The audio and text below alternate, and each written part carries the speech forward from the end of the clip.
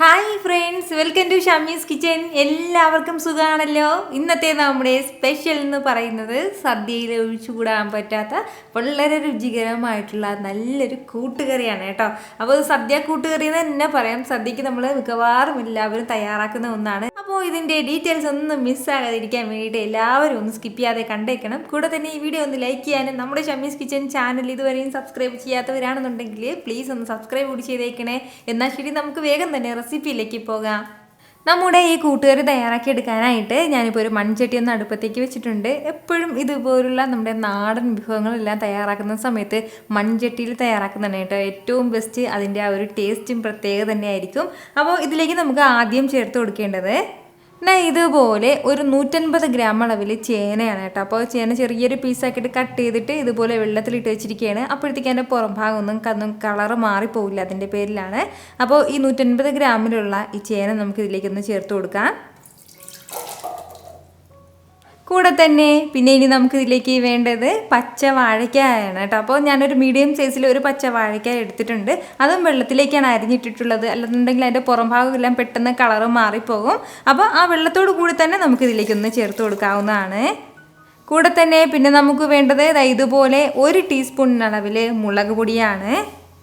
അതുപോലെ തന്നെ ഒരു 1/2 ടീസ്പൂൺ അളവിൽ മഞ്ഞൾപ്പൊടിയും കൂടി. ഇനി നമുക്ക് നമ്മുടെ ഈ കായയ്ക്കും ഇത്രയും ആവശ്യമായിട്ടുള്ള ഉപ്പും കൂടി ചേർത്ത് കൊടുക്കാം. ഇനി നമുക്ക് നമ്മുടെ ഇതെല്ലാം ഒന്ന് വേകാനും ആവശ്യമായിട്ടുള്ള വെള്ളം കൂടി ഒന്ന് ചേർത്ത് കൊടുക്കാം. ഒരു 1.5 കപ്പ് അളവിലാണ് ഞാനിപ്പോൾ ഇതിലേക്ക് വെള്ളം ചേർക്കുന്നത്. കാരണം എന്താണെന്ന് വെച്ചാൽ നമ്മുടെ ഈ ചേന വേകാനും കുറച്ച് സമയം എടുക്കും. അപ്പോൾ അതിൻ്റെ പേരിലാണ്. കൂടെ തന്നെ കുറച്ച് കറിവേപ്പിലയും കൂടി ചേർത്ത് കൊടുക്കാം. ഇതെല്ലാം കൂടി ചേർത്തിട്ട് നന്നായിട്ടൊന്ന് മിക്സ് ചെയ്ത് കൊടുക്കണം. ഇനി നമുക്ക് വേണ്ടത് ഫ്ലെയിം ഒന്ന് മീഡിയത്തിൽ വെച്ച് കൊടുത്തിട്ട് നമ്മുടെ ഈ ചേന ഒന്ന് നന്നായിട്ട് വേകുന്നത് വരെയും ഒന്ന് വേവിച്ചെടുക്കാം. അതായത് നമുക്ക് ചേന വേകുന്നതിന് മുമ്പ് തന്നെ നമ്മുടെ ഈ പച്ചക്കായ വെന്ത് കിട്ടും കേട്ടോ. അപ്പോൾ അതിൻ്റെ പേരിലാണ് ഞാനത് പ്രത്യേകം എടുത്ത് പറയുന്നത്. ചേന വേകാൻ കുറച്ച് സമയം എടുക്കും, അതിൻ്റെ പേരിലാണ്. ഒരുപാട് ഹൈ ഫ്ലെയിമിൽ വെക്കണ്ടെങ്കിൽ പിന്നെ വെള്ളം എല്ലാം വറ്റിപ്പോകും, ചേന വേകാതെ കിടക്കും. അപ്പോൾ ഇത് വന്നിട്ട് നല്ല തിന്നായിട്ടൊന്ന് അരിഞ്ഞിടുമ്പോൾ പെട്ടെന്ന് തന്നെ ഒന്ന് വെന്ത് കിട്ടിക്കോളും. ഇതൊന്ന് അടച്ചു വയ്ക്കാനായിട്ട് ആരും മറക്കണ്ട. കുറച്ച് സമയമായിട്ട് ഇതിങ്ങനെ തിളച്ചുകൊണ്ടേ ഇരിക്കുകയാണ്. അപ്പോൾ അതിലെ വെള്ളമെല്ലാം ഏകദേശം ഒന്ന് വറ്റിയിട്ടുണ്ട്. അതുപോലെ തന്നെ നമ്മുടെ ചേനയും പച്ചക്കായയും എല്ലാം നല്ലതുപോലെ ഒന്ന് വെന്തും കിട്ടിയിട്ടുണ്ട്. അപ്പോൾ ഇത്രയും ആയിക്കഴിഞ്ഞാൽ പിന്നെ ഇനി നമുക്കിതിലേക്ക് വേണ്ടതാണ് നല്ലതുപോലെ വേവിച്ചെടുത്ത ഒരു 1/2 കപ്പ് അളവിൽ ചുണ്ടൽ കടലയും കൂടി. അപ്പോൾ ചുണ്ടൽ കടല, അതായത് കറുത്ത കടല, കുറച്ച് സമയം വെള്ളത്തിലേക്ക് ഇട്ടിട്ട് ഒന്ന് കുക്കറിലിട്ട് ഒരു 2 വിസിൽ വരുമ്പോഴത്തേക്ക് നല്ലതുപോലെ ഒന്ന് വെന്ത് കിട്ടിക്കോളും. അങ്ങനെ വേവിച്ചെടുത്ത 1/2 കപ്പ് അളവിലുള്ള ചുണ്ടൽ കടലയാണ് കേട്ടോ. വേവിച്ചെടുത്തത് വേണം ചേർക്കാനായിട്ട്, കുതിർത്തതല്ല. അപ്പോൾ അതുകൂടി ചേർക്കാം ഇതിലേക്കൊന്ന്.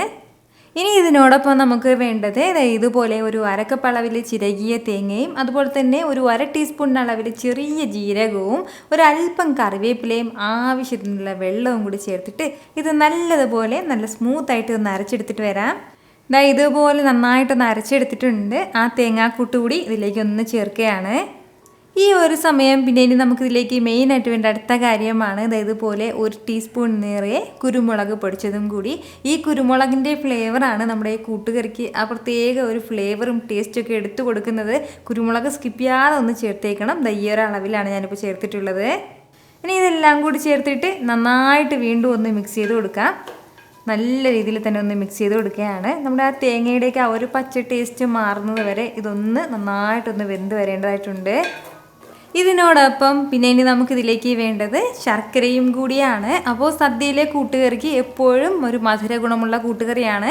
അപ്പോൾ അതിൻ്റെ പേരിലാണ് ഒരു 1.5 ടേബിൾ സ്പൂൺ അളവിൽ പൊടിച്ച ശർക്കരയാണ് ചേർക്കുന്നത് കേട്ടോ. അതായത് ഇച്ചിരി കല്ലെങ്ങാനും നമ്മൾ ശർക്കര ഉപയോഗിക്കുന്ന ശർക്കരയ്ക്ക് കല്ലുണ്ടെങ്കിൽ ഒരല്പം ചെറുതായിട്ടൊന്ന് ചൂടാക്കി ഒരല്പം വെള്ളം കൂടി ചേർത്തൊന്ന് ചൂടാക്കി ഒന്ന് ഉരുക്കി ചേർക്കാം. അപ്പോൾ ഞാനിപ്പോൾ ഇത് എപ്പോഴും ഉപയോഗിക്കുന്ന ശർക്കര തന്നെയാണ്. അപ്പോൾ ഇതിൽ കല്ലുണ്ടാവാറില്ല, അതിൻ്റെ പേരിലാണ് ചെറിയ രീതിയിൽ ഒന്ന് പൊടിച്ച് ശർക്കര ചേർത്ത് കൊടുക്കുന്നത്.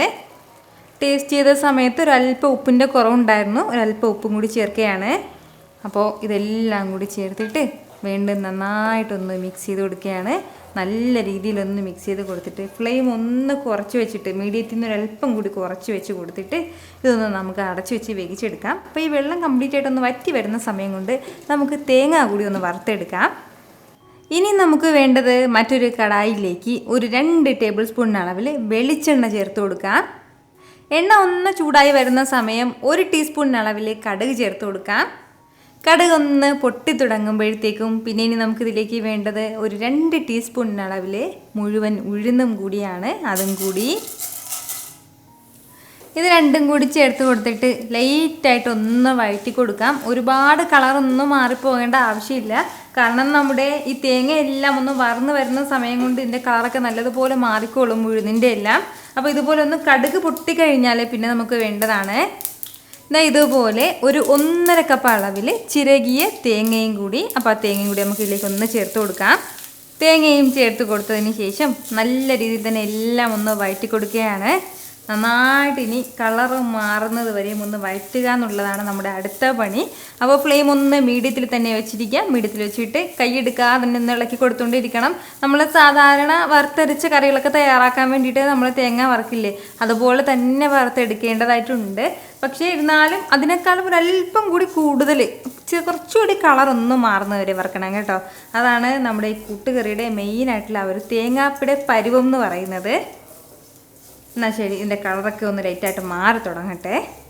കുറച്ച് സമയം ഒന്ന് വറുത്ത് കൊടുത്തപ്പോഴത്തേക്കും നമ്മുടെ ആ തേങ്ങയുടെ കളറൊക്കെ ഒന്ന് ലൈറ്റായിട്ടൊന്ന് മാറി തുടങ്ങിയിട്ടുണ്ട്. ഇനിയും നമുക്ക് കുറച്ചുകൂടി കളർ വരാനായിട്ടുണ്ട്. അപ്പോൾ ഈ ഒരു സമയം ആകുമ്പോഴത്തേക്കും ഇനി നമുക്കിതിലേക്ക് വേണ്ടതാണ് ഇതുപോലെ കുറച്ച് കറിവേപ്പില, അതുപോലെ തന്നെ ഒരു 4-5 വറ്റൽമുളകും കൂടി. അപ്പോൾ വറ്റൽമുളകും കൂടി ചേർത്ത് കൊടുക്കാം. നമ്മൾ ഫസ്റ്റിലെ കറിവേപ്പിലയും അതുപോലെ തന്നെ വറ്റൽമുളകും ഒന്നും ചേർക്കാൻ വേണ്ടി നിൽക്കണ്ട. അതായത് ഇത്രയും സമയം കൊണ്ട് ഇതെല്ലാം അതിൻ്റെ കളർ മാറി കിട്ടുന്ന ഈ ഒരു സമയം കൊണ്ട് കറിവേപ്പില നന്നായിട്ടൊന്ന് കരിഞ്ഞു പോകും. അതുപോലെ തന്നെ വറ്റൽമുളകിൻ്റെയും അതിൻ്റെ ആ ഒരു ഫ്ലേവറൊക്കെ ഇങ്ങനെ നഷ്ടപ്പെട്ട് അതൊന്ന് കറുത്ത് അതിൻ്റെ ടേസ്റ്റ് മാറിപ്പോകും കേട്ടോ. അപ്പോൾ അതിൻ്റെ പേരിലാണ് പകുതി സമയം ആകുമ്പോഴത്തേക്ക് നമ്മളൊന്ന് ചേർക്കുന്നത്. ഇനി നമുക്ക് വീണ്ടും ഇതിൻ്റെ കളറൊക്കെ ഒന്ന് വീണ്ടും ഒന്ന് മാറി വരട്ടെ. ഇതുപോലെ കുറച്ച് സമയം ഒന്ന് വറുത്ത് കൊടുത്ത് നമ്മുടെ ആ തേങ്ങയുടെ കളറൊക്കെ നന്നായിട്ടൊന്ന് മാറ്റിയെടുക്കണം. ഇനി ഒരുപാട് സമയത്ത് വറുക്കാൻ വേണ്ടി നിൽക്കണമെങ്കിൽ പിന്നെ അതിൻ്റെ കളറൊക്കെ വീണ്ടും കറുത്തു പോകും. അതുപോലെ തന്നെ ഒരു ടേസ്റ്റും മാറിപ്പോകും, കരിഞ്ഞും പോകും തേങ്ങ. അതിൻ്റെ പേരിൽ ഇത് ഇത്രയും തന്നെ മതിയാവും. ഇനി നമുക്ക് ഈ ചൂടോടുകൂടി തന്നെ നമ്മൾ നേരത്തെ സിമ്മിലേക്ക് മാറ്റി വെച്ചിരുന്നില്ലേ, നമ്മുടെ ആ മിക്സിലേക്ക് ചേർത്ത് കൊടുക്കാം. നമ്മുടെ തേങ്ങാ മിക്സും ചേർത്ത് കൊടുത്തതിന് ശേഷം വീണ്ടും നന്നായിട്ട് എല്ലാം കൂടി ഒന്ന് ഇളക്കി കൊടുക്കാം. നമുക്ക് നല്ല രീതിയിൽ തന്നെ ഒന്ന് മിക്സ് ചെയ്ത് കൊടുക്കുകയാണ്. ഇപ്പോൾ ഇതിൽ അധികം വെള്ളമൊന്നുമില്ല. അപ്പോൾ ഈ ഒരു രീതിക്ക് വേണം നമ്മുടെ ഈ കൂട്ടുകറി കിട്ടാനായിട്ട്. ഇത്രയും ആയിക്കഴിഞ്ഞാൽ ലാസ്റ്റിൽ നമുക്ക് ചേർക്കേണ്ട ഒരു കാര്യമാണ് ഇതുപോലെ ഒരു 1/2 ടീസ്പൂൺ അളവിൽ കുരുമുളക് പൊടിച്ചതും കൂടി നമ്മൾ നേരത്തെ ചേർത്തിട്ടുണ്ടായിരുന്നു. ഇരുന്നാലും നമ്മൾ ലാസ്റ്റിലും കൂടി ഒരു 1/2 ടീസ്പൂൺ അളവിൽ കുരുമുളക് പൊടി ചേർക്കണം. ഇനി ഇതെല്ലാം കൂടി നന്നായിട്ടൊന്ന് മിക്സ് ചെയ്ത് കൊടുക്കണം. അതിനുശേഷം നമുക്ക് നല്ല ചൂടോടുകൂടി തന്നെ ഇതൊന്ന് സെർവ് ചെയ്യാവുന്നതാണ്. കുറച്ച് സമയം ഒന്ന് അടച്ചു വെക്കുകയാണെന്നുണ്ടെങ്കിൽ ഇപ്പം ഇങ്ങനെ കുറച്ചിങ്ങനെ ഈ ലൂസായിട്ടുള്ളതെല്ലാം ഇതിങ്ങനെ വലിച്ചെടുത്തിട്ട് നല്ലതുപോലെ ഡ്രൈ ആയി കിട്ടും കേട്ടോ. അപ്പോൾ നല്ല സൂപ്പറായിട്ടുള്ളൊരു കൂട്ടുകറിയാണ്. ഈ വരുന്ന ഓണത്തിന് സദ്യയ്ക്ക് എല്ലാവരും കൂട്ടുകറിയൊക്കെ ഒന്ന് തയ്യാറാക്കി നോക്കിയതിന് ശേഷം നിങ്ങളുടെ ഫീഡ്ബാക്ക് എനിക്കൊന്ന് മറക്കാതെ അറിയിച്ചേക്കണം. കാരണം നിങ്ങളുടെ ഫീഡ്ബാക്ക് കാണുമ്പോഴായിരിക്കും അത് മറ്റുള്ളവർക്കും തയ്യാറാക്കി നോക്കണം എന്നുള്ളൊരു പ്രചോദനം ഉണ്ടാവുന്നത്. അപ്പോൾ ഈ വീഡിയോ ഇഷ്ടമായാൽ ഇതൊന്ന് ലൈക്ക് ചെയ്യാനും കൂടെ തന്നെ നിങ്ങളുടെ ഫ്രണ്ട്സിനും ഫാമിലിക്കും എല്ലാവർക്കും ഇതൊന്ന് ഷെയർ കൂടി ചെയ്ത് കൊടുത്തേക്കണം. ഇതുപോലുള്ള റെസിപ്പിക്ക് വേണ്ടിയിട്ട് ഷമീസ് കിച്ചൻ ചാനൽ ഫോളോ ചെയ്യാനും സബ്സ്ക്രൈബ് ചെയ്യാനും ആരും മറക്കരുത്. വീണ്ടും നല്ലൊരു ഉഷാറ് വീഡിയോ ആയിട്ട് നാളെ 2 മണിക്ക് കാണാം. അതുവരേക്കും എല്ലാവരും ഹാപ്പി ആയിട്ടിരിക്കുക, സന്തോഷമായിട്ടിരിക്കുക, എല്ലാവരും സേഫ് ആയിട്ടിരിക്കണം. Take care friends.